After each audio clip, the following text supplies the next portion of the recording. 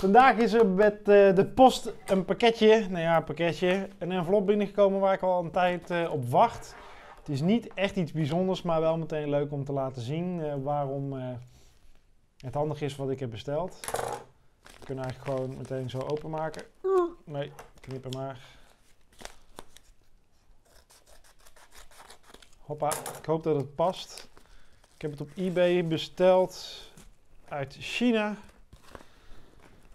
En wat is het? Het is een slingadapter voor aan de achterzijde van mijn replica.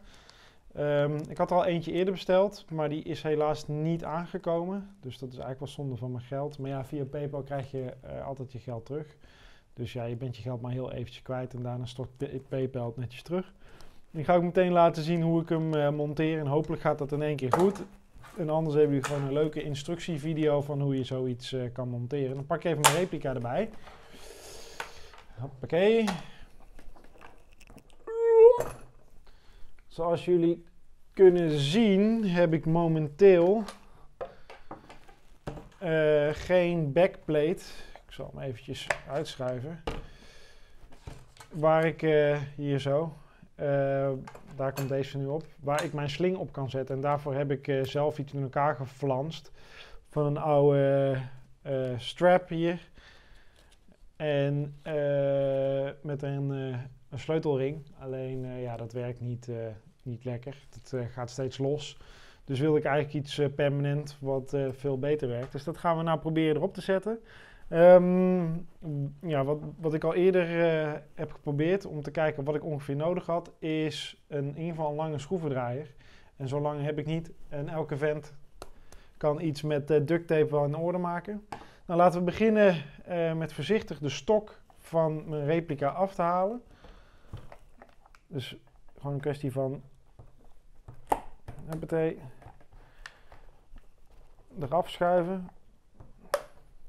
Nou, waarschijnlijk zit er nog iets in mijn stok vast. Gaan we eens even kijken. Ik heb er natuurlijk van alles in zitten. Ja. Hoppa, die zijn los. Die had ik nog getaped. Dan kunnen we eens even kijken. Nou. Ja, die zit dus los. Dat is op zich geen probleem. Nou, dan komt hij dan met mijn supergereedschap. Altijd even goed voelen, want er is een geeikel. Ja, even. Nou, eraf gaat makkelijk. Erop is wat lastiger. Nou, wachten we even tot hij draai. Volgens mij is hij zo goed als los. Ja. Nou, wat hierin zit is de schroef die ik dus net los heb gehaald. En zoals je ziet had ik het getaped, maar met net eraf trekken is dat niet helemaal lekker gegaan. Dus,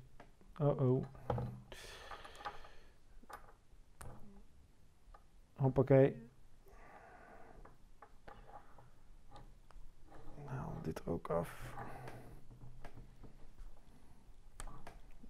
Zo. Hoppakee. Daar gaan we straks al een nieuwe tape omheen doen, want dit mag elkaar niet aanraken, want dan krijg je kortsluiting. Nou, dan gaat de plate die er normaal gesproken bij zit, dat is gewoon een buffer tube plate, endplate, die halen we eraf. Want ja, er zitten geen slingadapters op. Dan kunnen we simpelweg deze kijken of dat die past. Nou, dit ziet er goed uit. Geen... Nee, we doen er maar gewoon eentje op. Hoppakee, maar wat we eerst even gaan doen is dit terugplaatsen. Want die gaat natuurlijk hier doorheen. Dus gaat deze... Dat is altijd geklooi. Als je met die buizen bezig bent. En volgens mij hebben we hem. Ja. En dan doen we deze er doorheen.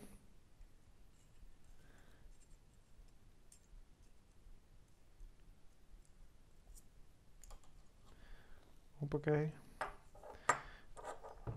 Beetje voorzichtig zijn. Zo, en dan moet ik dus even wat tape gaan pakken, want dat heb ik hier niet bij de hand. Ik had niet verwacht dat die krimkous meteen eraf zou gaan. Even pakken!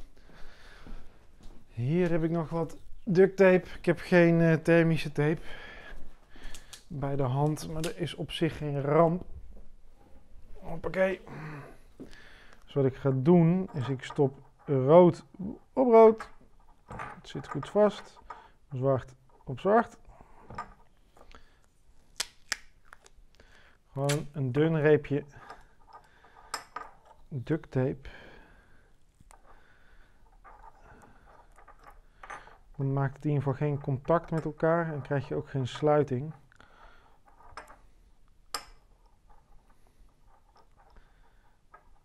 Hoppakee. Andere kant ook. Oh, mijn duct tape is op. Oh, echt allerlaatste beetje. Dat is op zich geen ramp, als je maar voldoende hebt. Hoppakee.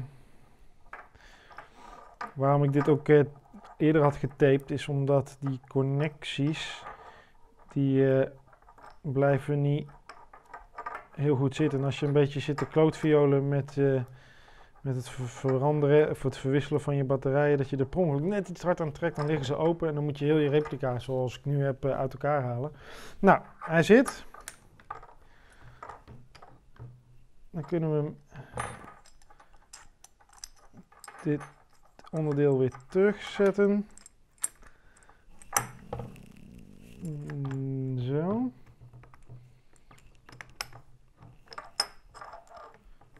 Moet hij wel even meewerken.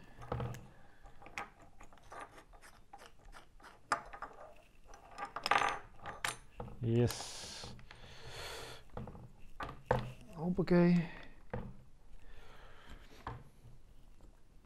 En dit is echt een geeikel. En dit zal ik waarschijnlijk ook wel even gaan editen.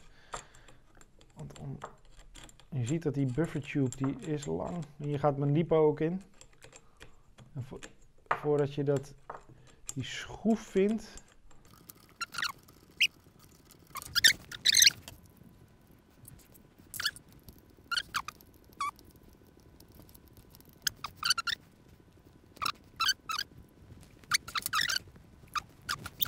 Dus het viel al met al eigenlijk wel mee.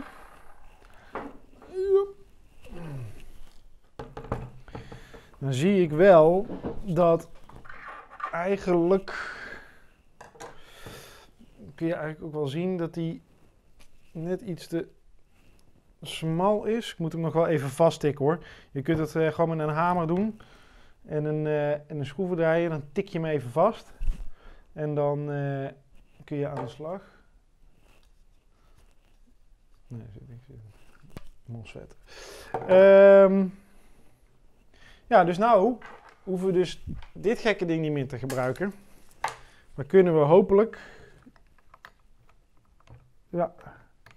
gewoon de sling rechtstreeks op je replica zetten. En dan zit dat een stuk beter dan dat je met zijn oog aan de slag gaat. Hopelijk gaat hij wel wat lang mee. Het is, ik heb er $5 voor betaald, inclusief verzendkosten uit China.